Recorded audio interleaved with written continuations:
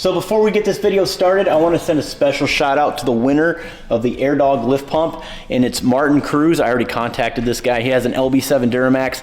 Congratulations, brother. He was extremely pumped when I announced the winner for that. For those of you that participated, thank you guys so much. Unfortunately, there can only be one winner. I wish I can give everyone a lift pump. But with all of that out of the way, will this $30 Amazon special pressure washer sandblaster thing actually sandblast a truck frame? Let's go ahead and get into it. So after seeking the rustiest, crappiest Duramax that I can possibly find on Facebook, so far I really haven't done a lot of work to it other than pulling the bed of the truck, restoring the back end of it. I painstakingly used a wire wheel on an angle grinder, and it took me hours to do. It looks great. It took me a long time, but it was definitely worth it. So I want to go ahead and just speed up this process. But here's the deal. Well, this kit right here actually sandblast a rusty, crusty Duramax frame, or Silverado frame, should I say, GM truck frame. Will it actually do it? Now, I know this will work if you're taking paint off of body panels for sure, but I think I'm kidding myself. So this video is for you guys. If you ever decide to do this or you've thought about doing this, how will this actually work?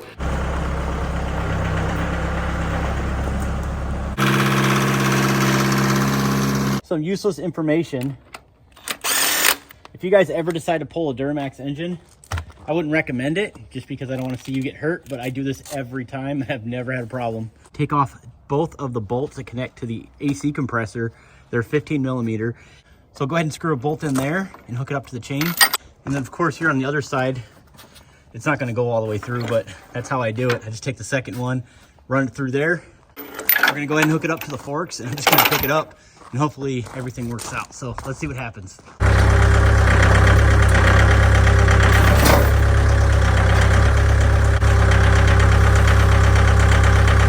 Now I know that was extremely hard on the dowel pins, but those were so rusted on there. There was really no way to pull this thing off without just pulling it back in hopes of not busting the bell housing on the trans. That's one thing I was a little worried about, but I tried, guys. There was no way to actually pry that loose without gumming something up. So I decided to go ahead and just pick it up and pull back. And it worked out pretty good.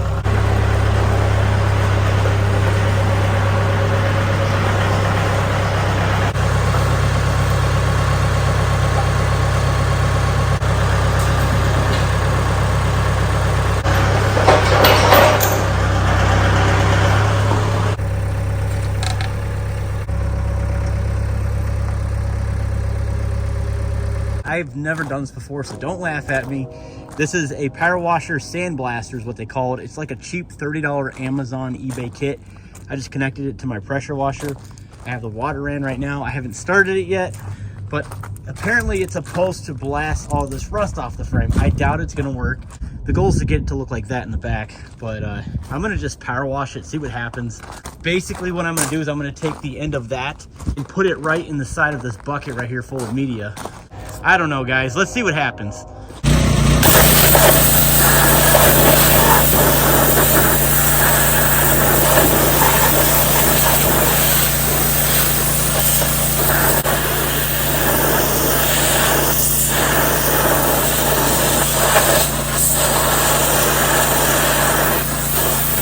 So this is about 2 minutes of sandblasting and a lot of material.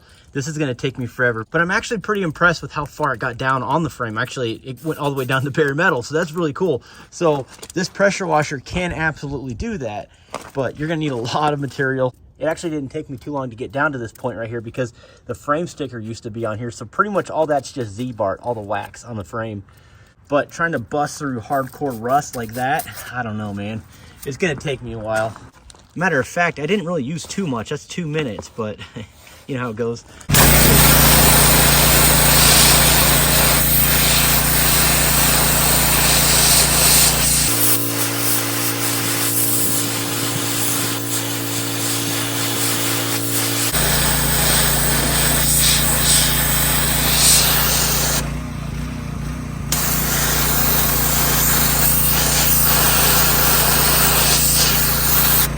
As you guys can see, I brought this all the way down to nothing. I mean, that's basically all the way to bare metal. But I don't think you realize how much material it took just to do that. It may have looked kind of quick on camera, but once I started hitting this spot here, it took forever. So would this $30 little adapter going to my pressure washer actually work? It's a very unrealistic yes, in my opinion, because it would probably take about 1,000 pounds of that media in order to do this, which would cost a crazy amount of money. Now let's just say I wanted to strip all the paint off of this tailgate, then that's a win in my opinion. I think that's definitely worth the money. But trying to break up heavy rust on an old crappy frame that's been in the winters of Michigan here, probably for about 17 years, let's be honest. Obviously you're gonna waste your money and time because that took me like, that plus, you know, going around this frame. Look, I even tried here. It probably took me about an hour. I mean, like an hour and this whole bucket would be completely gone. That's pretty crazy. One of these at Harbor Freight runs about $50 to $60. So yeah, I wasted my money. So going to Harbor Freight, first, I got my ventilator. I go through those like crazy.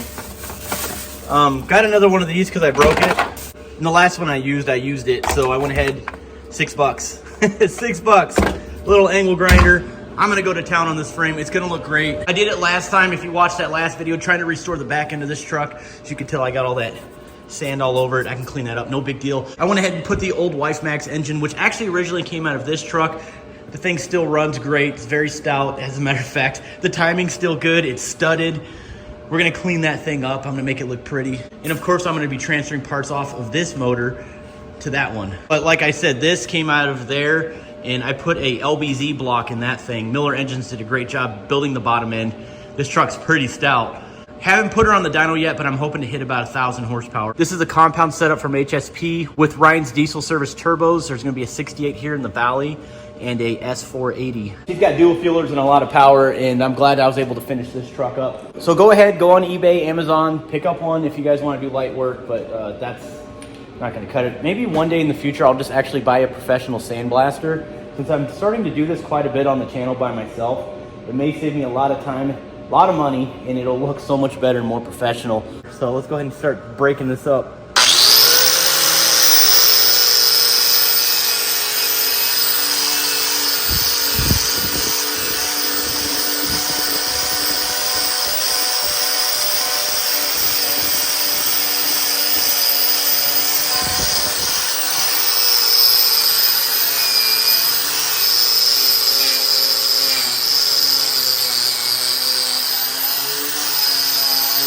So how long did that take me? Like what, 15 seconds?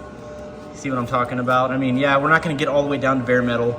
That's actually all the wax coating. It's kind of leaving that black residue. But that's what I'm doing with. So doing it this way is so much quicker. Now, of course, once you start getting to the thicker stuff, it's not gonna look as smooth. Let me show you what I'm talking about.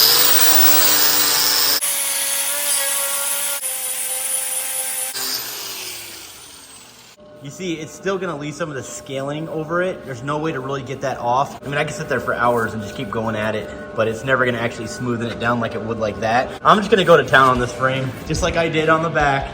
We're gonna use that thing. Let's see how this works out.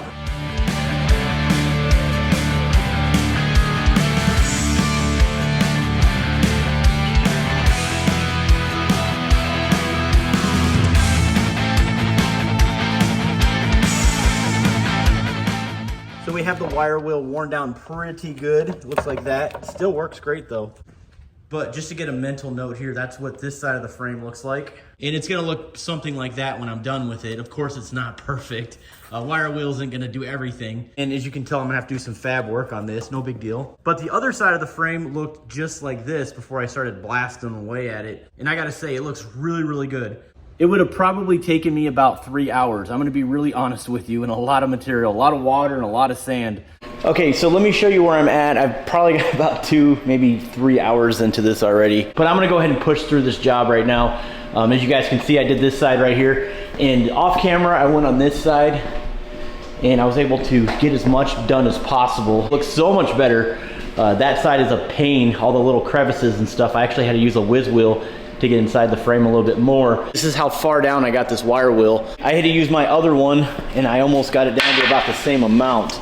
So I would say you're gonna need about 2 or 3 of those in order to really get the job done. But considering those are only like $5, $6 a piece, $11, $12 to get this down to pretty much bare metal, that's a win in my book. Now I know it's not gonna be perfect. I can't like professionally sandblast this thing at home, but for the most part, I've done this multiple times on frames, and they usually turn out really well, and they hold up very good. So I should have enough left. I have about a half a gallon. I'm gonna throw down about 2 coats with a spray gun with this stuff. This is Implement Farm Paint, Rust-Oleum. I picked it up from Tractor Supply. It works out really well. Like I said, I'm gonna go ahead and lay down the primer nice and thick, and then I'll let it dry. After that, go over it black, clean it all up. I'm gonna be putting new calipers, rotors, brake pads, brake lines, and then fuel lines.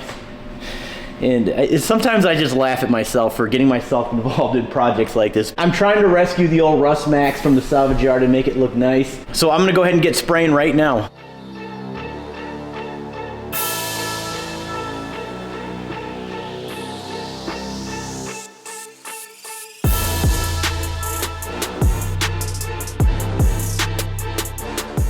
This is exactly what I was going for. The high gloss black right over that gray primer really seals everything in. I know that some of this looks really disgusting, but I'm actually replacing the upper control arms. Of course, everything in the front end of this truck is gonna be brand new, so just bear with me if you see some imperfections in this video. Obviously, I know I can't be perfect with everything, but you know, I'm just doing this in my garage. And overall, I'm pretty happy with it. So it's on to reluming all of this stuff right here. It's gonna take me forever. This is the driver's side. Everything's just looking great. I did my best to get all the way down to bare metal as much as possible. After painting over it black, you are gonna see a lot of pitting, especially where the wiring harness sits. I know I say it all the time, I'm sure it's nothing compared to, you know, powder coating a frame, which we did here. But I did the same thing to the red truck that I own, the LBZ Duramax. And I'm telling you, man, the frame looks great. Even after driving it in the winter for several years, it still keeps the integrity of that black. But what I think is hilarious, my initial thought was just to get the engine running. But you know how it goes. I mean, once you start getting into projects, trust me, there's a lot more that I want to do with this truck right now. But time is limited at this point. This took me a very long time. I mean, after this, of course, I'm gonna be doing the cab. I'm gonna get underneath there, paint it, clean it, scuff it, replace all of these parts, make sure everything's new. I'm essentially gonna put that rusty cab right back down on the frame. We're gonna fire it up for the first time eventually, so just stay tuned for that. I'm hoping to get that done soon, very soon. Life's just really getting a hold of me, especially during the holidays. The goal is to get this truck fired up at least by Christmas and running and driving. And then once that happens, we are gonna be starting on the body work. So that's the goal there. Let me know in the comments if I should do a 6-inch lift kit, an 8-inch lift kit, keep it stock height, lower it, level it.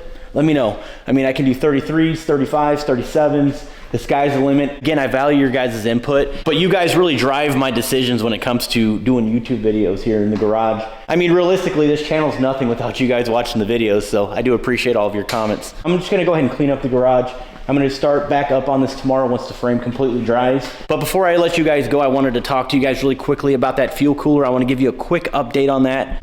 All right, so I installed the PPE transmission cooler on this truck about a month ago now, right behind the grill. I removed the light bar and there she sits. Basically all I did is I ran the return from the lift pump all the way back to the fuel tank.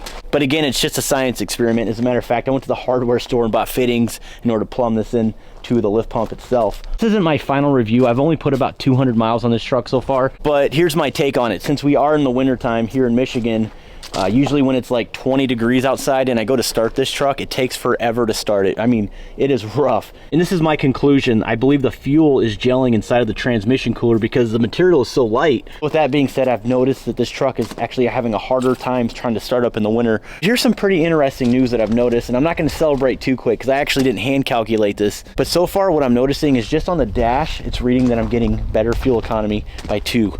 So that's pretty interesting. Now, of course, I'm still a skeptic because it's only 200 miles. It's not really that much driving. I can't get all excited and celebrate. But so far, everyone who's done that modification has told me that they've gotten better fuel economy just by lowering the fuel temperatures. But hey guys, that is it for this video today. I am whooped. Thank you guys so much for watching. I'm trying to keep up with the channel and life, but you know how things go. But bear with me. I promise it's going to be worth your time to continue to follow the journey as it unfolds.